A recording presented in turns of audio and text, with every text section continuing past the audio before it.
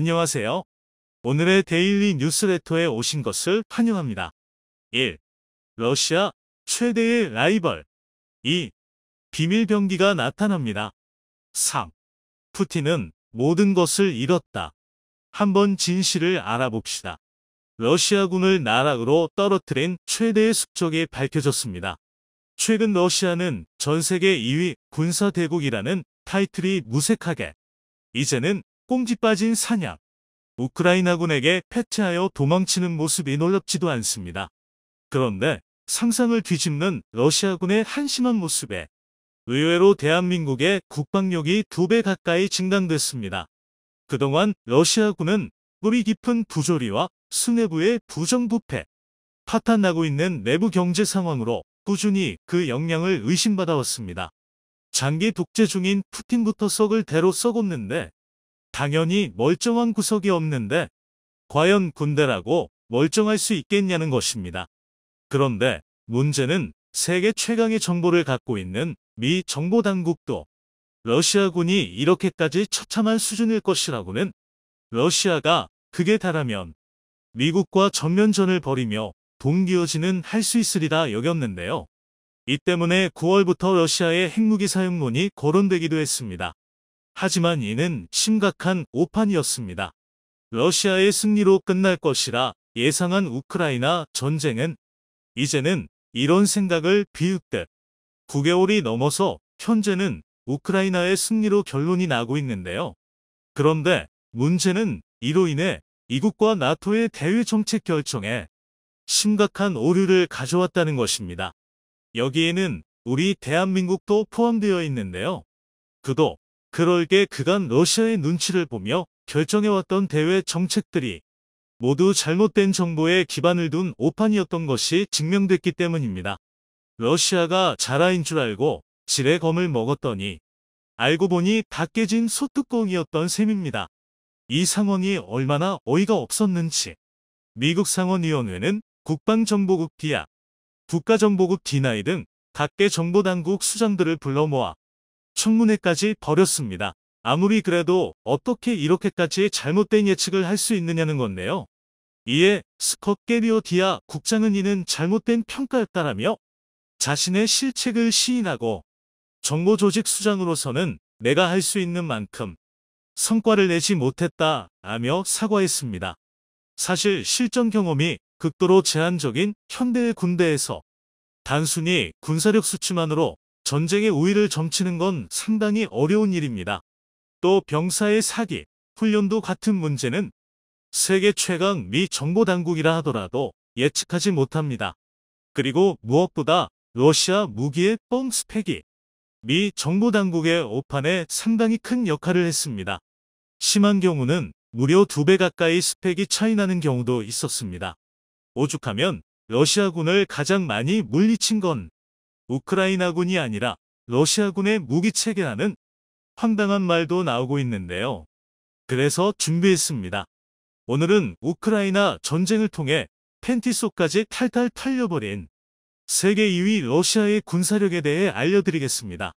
우크라이나 전쟁 전만 해도 러시아는 전 세계에서 미국 다음으로 많은 3세대, 3.5세대 전차를 보유하고 있는 국가였습니다. 또 그 수가 무려 3,300대가 넘었는데요. 심지어 구식 1세대, 2세대, 3세대 전차까지 치면 총 2만 대가 넘는 전차를 보유하고 있어서 단순히 전차 수량만 따진다면 1위인 미국을 아득히 뛰어넘고 있었습니다. 그런데 충격적이게도 현실은 850대 남짓한 우크라이나의 전차 부대를 상대로 무참히 박살났는데요. 검증된 오신트 자료를 보더라도 러시아는 총 2,900대 이상의 전차를 파괴당하거나 노획당한 것으로 알려져 있습니다. 일각에서는 서방이 지원한 전차보다 러시아가 노획당한 전차가 더 많다면서 러시아 버전 랜드리스냐고 조롱할 정도인데요. 그러네 여기서 충격적인 것이 러시아 전차의 뻥 스펙이 얼마나 심했는지 러시아의 주력 전차인 T-80BVM을 보면 확실히 알 수 있습니다. 2016년에 T-80BV를 대상으로 현대화 개량을 거친 T-80BVM은 T-14, T-90과 함께 러시아 전차 부대를 상징하는 3대 전차라고 할 수 있는데요. 하지만 방산 비리와 경제 파탄으로 T-14의 양산이 중단되었다는 걸 고려하면 사실상 T-80BVM은 러시아의 일선급 질적, 양적 주력 전차였습니다. 반면 우크라이나군의 주력 전차는 대부분 T-64, T-72 계열이었고 그나마 10수대의 T-80BV와 T-84 오플롯을 보유하고 있었지만 T-80BVM에 비하면 그 성능이 한참이나 부족한 상황이었습니다. 쉽게 말해 스펙상으로는 우크라이나군 전차가 아무리 날고 기어봐야 러시아군의 T-80BVM을 정면에서 상대하는 건 불가능했습니다. 그도 그럴 게 제원상 T-80BVM의 방어력 증강은 정말 획기적인 수준이었는데요. 원본이 되는 T-80BV의 방어력은 전면 500mm 급으로 서방의 3세대 전차 대비 열세라는 점에 차가 나요. T-80BVM부터는 렐릭트 폭발 반응 장갑을 탑재한 것입니다. 그리고 이 덕에 방어력이 기존보다 최대 50% 정도가 향상되었는데요. 다시 말해 전면에서 700에서 750mm 수준의 방어력을 지니고 있는 것입니다. 이를 좀 더 알기 쉽게 비유하자면 한국의 K-2표, 미국의 M1A2 에이브람스, 독일의 레오파드 2A6 같이 세계 정상급 3.5세대 전차가 아니라면 T-80BVM의 전면 장갑을 뚫는 건 불가능하다는 뜻입니다. 게다가 T-80BVM은 이런 압도적인 장갑을 지니고 있음에도 불구하고 무게는 고작 46톤에 불과해서 최대 속도가 시속 80km에 달할 만큼 빠른데요.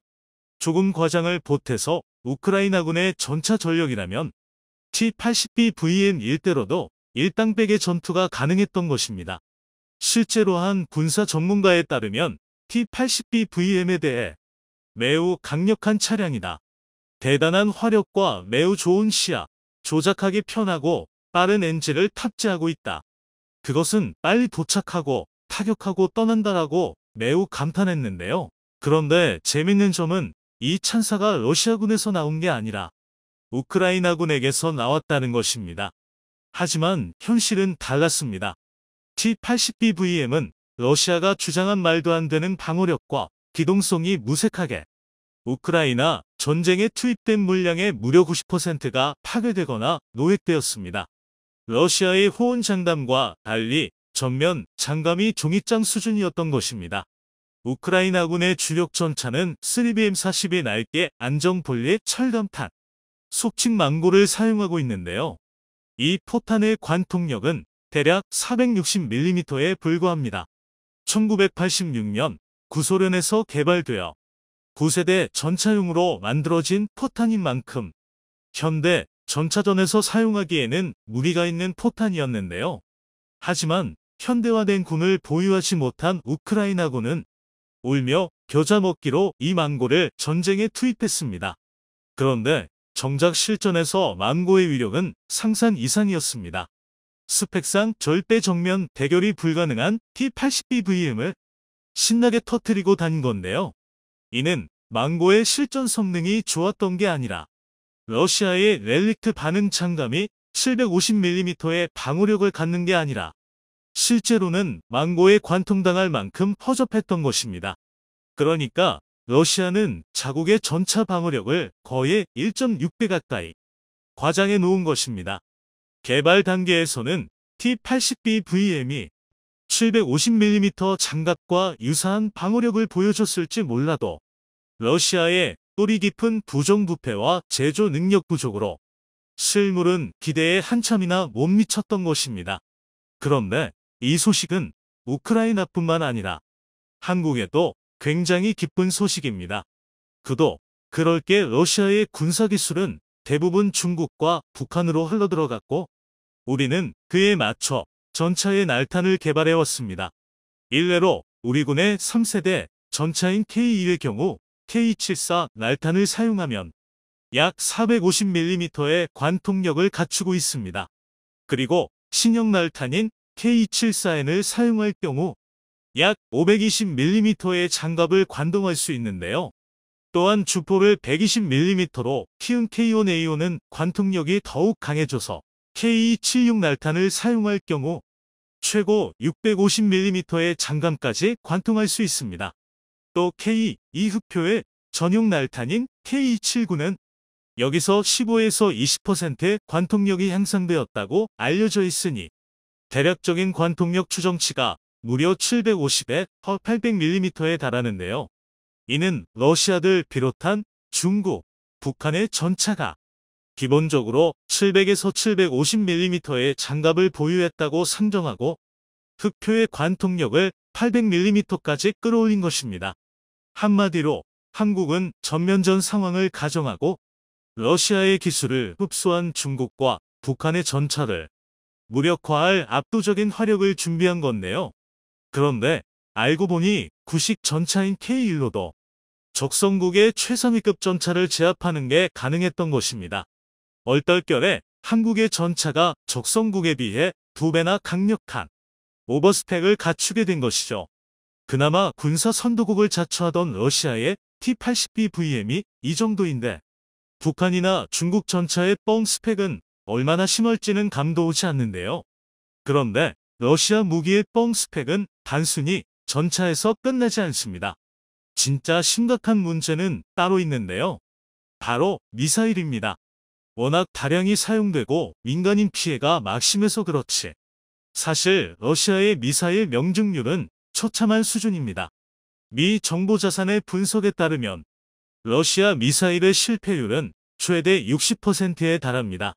심지어는 폴란드 접경 지역에 러시아 미사일이 추락하는 초유의 사태까지 벌어졌습니다.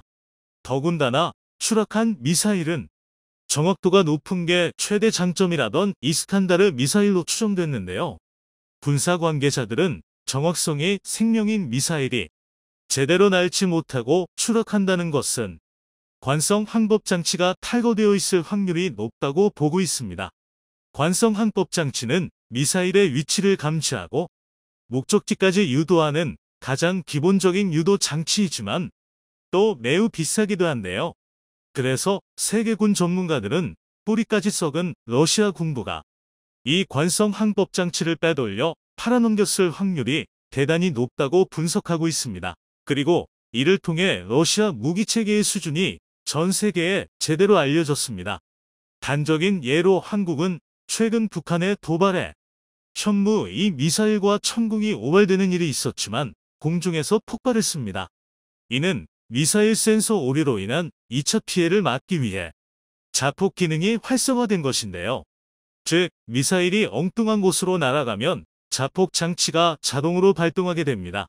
사실 최신의 요격 미사일은 목표물에 접근해서 폭발하기 직전까지 지상 레이더로 유도되거나 최종 단계에서 스스로 표적을 탐지 추적하는데요.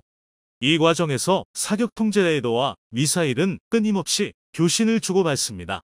그런데 최근 우리 발표에 따르면 이 교신이 갑자기 끊기거나 미사일이 유격 궤도에서 벗어나 지상으로 향하면 자동으로 폭발하는 기능이 탑재되어 있습니다. 즉, 최소한의 안전장치가 마련되어 있다는 의미입니다. 실제로 지난 11월 우리 공군방공 유도탄 사격대회에서 천궁 1이 발사된 뒤 사격 통제 레이더와의 교신이 불안정해지자 10여 초 비행 후 자폭했습니다. 또 지난 2019년 정비요원의 과실로 천궁 1이 오발되었을 때는 3.5초 만에 자폭했는데요. 이처럼 미사일에 탑재된 안전장치는 혹시 모를 부수적 피해를 최소화할 수 있는 가장 기본 중의 기본입니다. 그러나 러시아산 미사일에는 이 기본적인 안전장치도 탑재되어 있지 않습니다. 또는 탑재되어 있었는데 이마저도 썩은 공부가 팔아치웠을 수도 있는데요. 이것만 보더라도 그동안 러시아군이 얼마나 썩어 있고 전 세계를 우롱했는지 알 수 있습니다. 이번 우크라이나 전쟁을 통해 러시아에 제대로 된 평가가 필요한 시기입니다. 분노가 절정에 이른다. 한국은 감히 삼성을 건드린 러시아를 처벌했다. 최근 러시아군이 우크라이나의 수도 키이우와 르비우 등 핵심 도시에 무차별 폭격을 가하면서 한국이 가장 우려했던 사태가 터지고 말았습니다. 현지에서 찍힌 영상에는 삼성전자 우크라이나 지사가 입주해 있는 고층 빌딩이 부분적으로 파괴된 모습이 포착됐는데요. 뉴욕타임스에 따르면 우크라이나 중앙역 인근에 위치한 빌딩 주위로 연기가 피어오르는 모습이 소셜미디어를 등에 퍼지며 뒤늦게 해당 빌딩이 삼성전자가 입주한 빌딩으로 확인됐다고 보도했습니다. 외신들은 이번 폭발에 대해 크림반도와 러시아 본토를 잇는 크림대교가 붕괴된 지 꼭 이틀 만이라 러시아군의 보복에 의한 것으로 최종 결론을 내렸습니다. 참고로 이는 러우 전쟁이 시작된 지 7개월 만에 한국이 직접 피해를 입은 첫 사례인데요.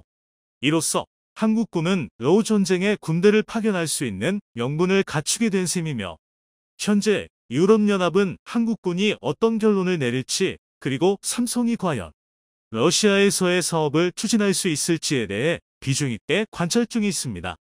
러시아군 또한 자신들이 큰 실수를 저지른 것을 인지해서인지 이후 키이우에 대한 폭격을 잠정 중단한 상태인데요. 현재 우크라이나 삼성지사의 상황과 한국군의 동태에 대해 자세히 알아보도록 하겠습니다. 크림대교가 붕괴되자마자 러시아는 보복 조치로 우크라이나 대도시에 맹폭을 가하며 엄청난 인명적, 재산적 피해를 일으키고 있습니다.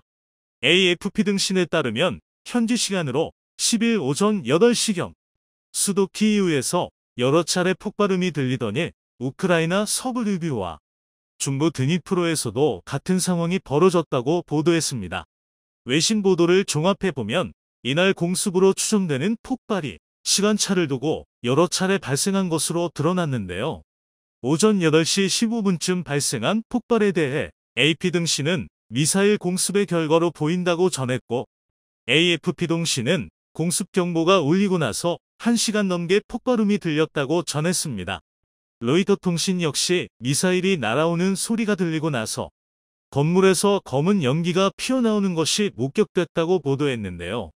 비탈리 클리치코 키이우 시장은 시내 중심부인 세브첸코 구역이 집중 타격의 대상이 됐다며 그 중에서도 고층 빌딩 위주로 많은 피해가 보고됐다고 전했습니다. 참고로 세브첸코 구역은 역사적인 구시가지와 정부기관이 자리한 키이우의 중심지인데요. 올렉시 콜레바 키이우 주지사는 급하게 작동된 방공 시스템으로 일부 미사일을 유격하는 데 성공하기도 했으나 공습경보는 여전히 진행 중임을 강조하며 모두에게 안전한 곳에서 침착하게 머무를 것을 요청했습니다. 무엇보다 경보를 무시하지 말고 공습 현장이나 파괴된 건물을 촬영하지 말라고 당부했는데요.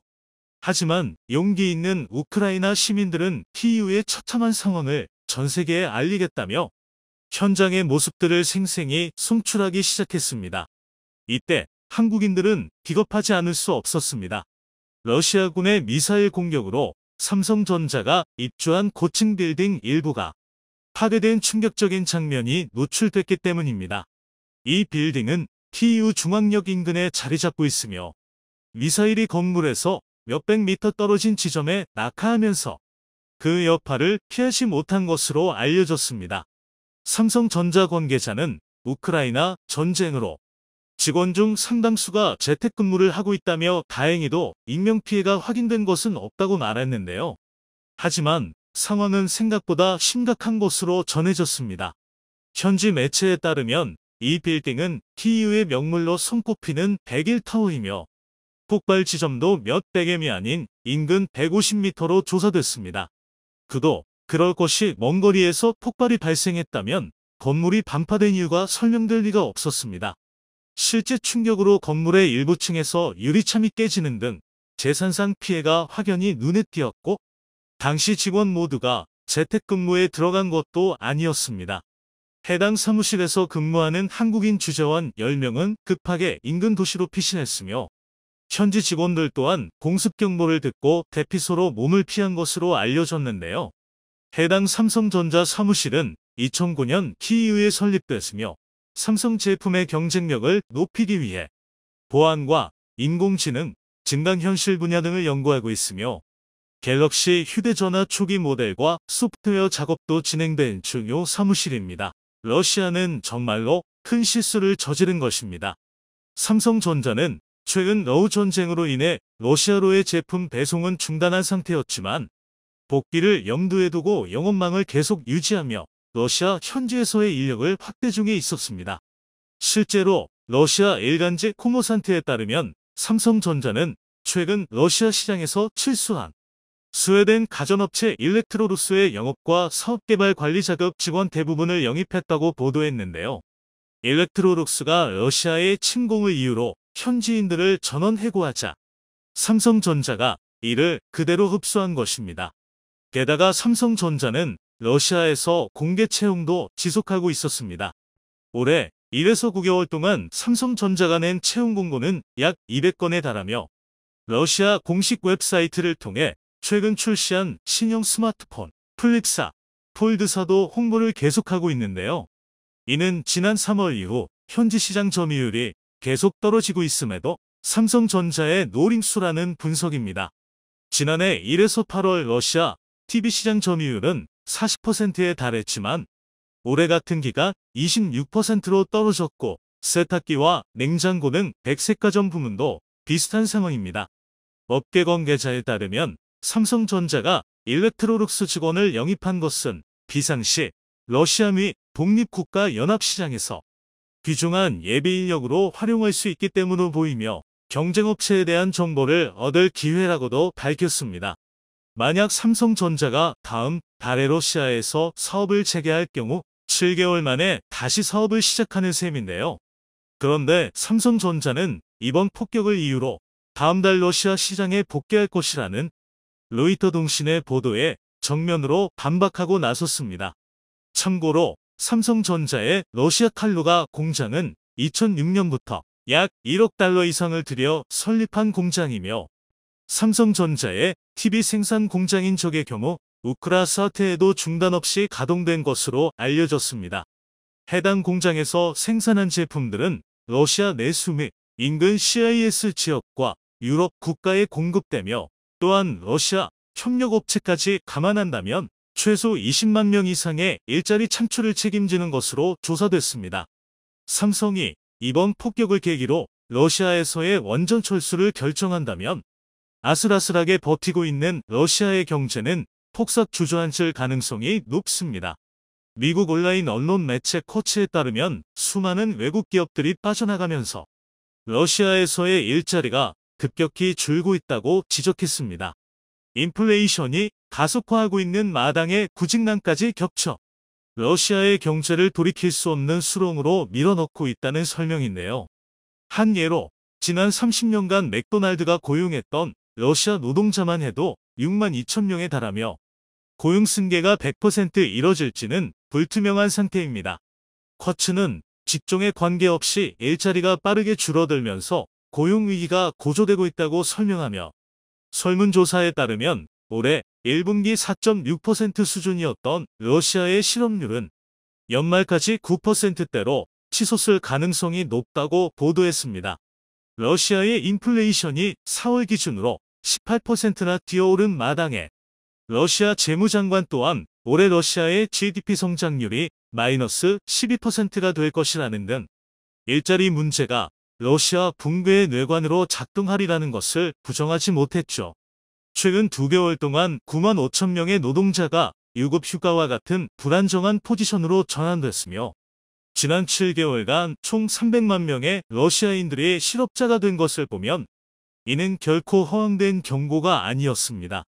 모스크바의 싱크탱크인 전략연구센터의 보고서에 따르면 만약 삼성전자마저 탈러시아를 결정하면 올해 200만 개의 일자리가 추가로 사라지게 된다고 절망했습니다.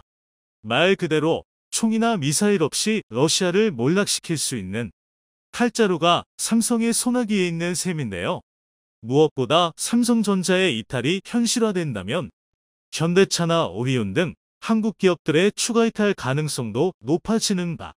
이는 설사 러시아가 전쟁에서 승리한다 해도 이후 경제를 다시 재건할 수 있는 요인들이 사라지는 것과 같았습니다. 러시아는 이번 삼성전자 폭격에 대해 반드시 진중한 사과와 피해 보상 대책을 마련해야 할 것입니다. 그렇지 않으면 한국 기업들의 이탈과 더불어 지금껏 고려되지 않았던 K9, K2 등 한국산 살상 무기들이 대거 우크라이나 전선으로 넘어갈 수 있기 때문이죠.